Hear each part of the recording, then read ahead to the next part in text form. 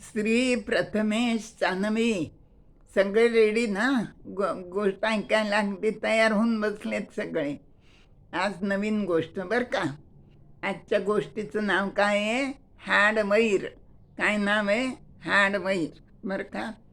खूप जुन्या काळची गोष्ट ही बरं का. खूप पूर्वीच्या काळी एका गावात, खेडेगावात एक सावकार राहत होता बरं का. मळ्यामध्ये त्याचं सुंदर घर होतं अगदी, आणि छान बैल बारदाना, 2 विहिरी, भरपूर जमीन, असं छान होतं सगळं. आणि खूप त्यांनी गाई म्हशी पाळलेल्या होत्या बरं का. आता इतकं सगळं व्याप होता त्याचा म्हणल्यानंतर मजूर पण त्यांनी लावलेले होते, भरपूर येणारे जाणारे लोक होते कामाला. आणि ह्या घरावर सगळ्या गोष्टींवर लक्ष ठेवायसाठी त्यांनी काय केलं होतं, एक कुत्रा पाळला होता. तर त्या कुत्र्याचं नाव काय होतं? ब्रुनो होतं बरं का.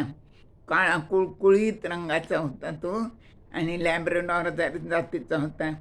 तो मोठा झाला तर एकदम वाघासारखा दिसायचा, आणि त्याच्या त्या काळ्या रंगात डोळे चमचम करायचे, त्याच्या दाढा, त्याचे सुळे दाढा अकराळ विकराळ, त्याला बघून भीतीच वाटायची बरं का.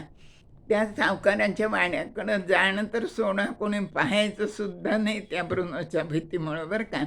असा तो ब्रुनो वाड्याची राखण करायचा.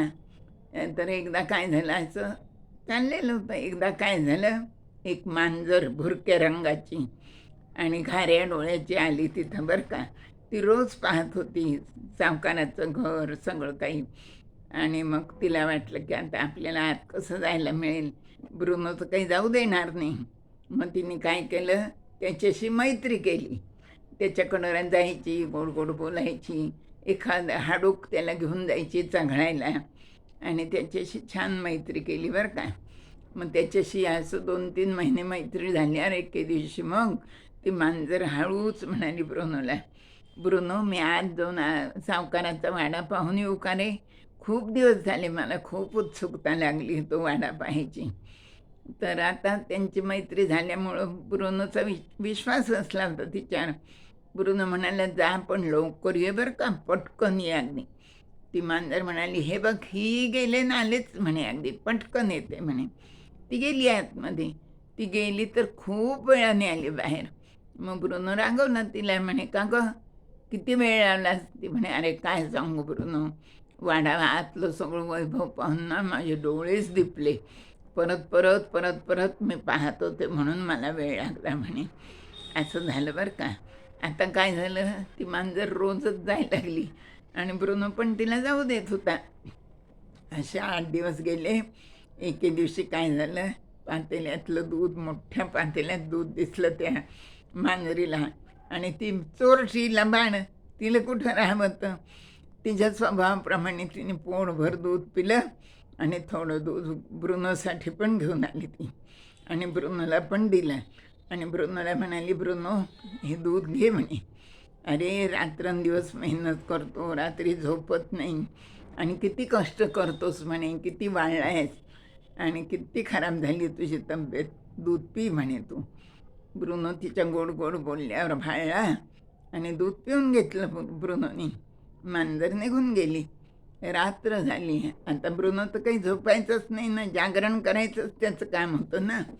पण रात्री ब्रुनो जेव्हा विचार करायला लागला तेव्हा त्याच्या मनात आला की अरे आपण चोरून आणलेलं दूध कसं काय पिलं, म्हणजे आपण सुद्धा चोरीच केली ना. आपल्या आईवडिलांनी आपल्याला काय बजावलं आहे की चोरी करायची नाही, आपली जात प्रामाणिक आहे आणि प्रामाणिकपणाने काम करायचं, आणि चोरीबिरी करून आपल्या जातीला बट्टा लावायचं नाही, आपल्याला असं बजावलेलं आहे. आणि आपल्याकडनं असं कसं झालं, त्या माऊच्या बोलण्यात येऊन असं त्याला लक्षात आलं. मग त्याला फार वाईट वाटलं बरं का. मग दुसरी दिवशी जी मनीमाऊवाली निघाली पुन्हा आतमध्ये वाड्यात. ब्रुनोनी तिला अडवलं. ब्रुनो म्हणला, बिलकुल जायचं नाही आतमध्ये, खबरदार म्हणे चोरटी कुठली. तर ती म्हणे, का बरं? जाणार म्हणे मी. नाही म्हणे, मी जाऊ देणार नाही म्हणे. म्हणे अरे काल मी दूध दिलं तुला एवढं, त्याची तरी आठवण ठेव म्हणे. जाऊ काय देत नाही म्हणे, मी जाणारच. मग ब्रुनो आणि तिचं भांडण झालं आणि ब्रुनो म्हणाला खोटार रे थांब म्हणे. असं म्हणून ब्रुनोने काय केलं, तिच्या अंगावर एकदम झेप घेतली बरं का. ब्रुनोने तिच्या अंगावर झेप घेतली की ती मांजर घाबरून जी धूम पळाली, ती पळून गेली. आणि अशा रीतीने त्यांचं दोघांचं वैर सुरू झालं. ते आत्तापासून चालूच आहे. कुत्रं दिसलं की कुत्रं मांजरावर धडप घालतं आणि मांजर कुत्र्याला पाहून धूम पळून जातं. तर असं हे हाडवैर ही अशी नवीन गोष्ट मी तुम्हाला आज सांगितली. आवडली ना? हो, तुम्हाला आवडणारच आहे मला माहिती आहे.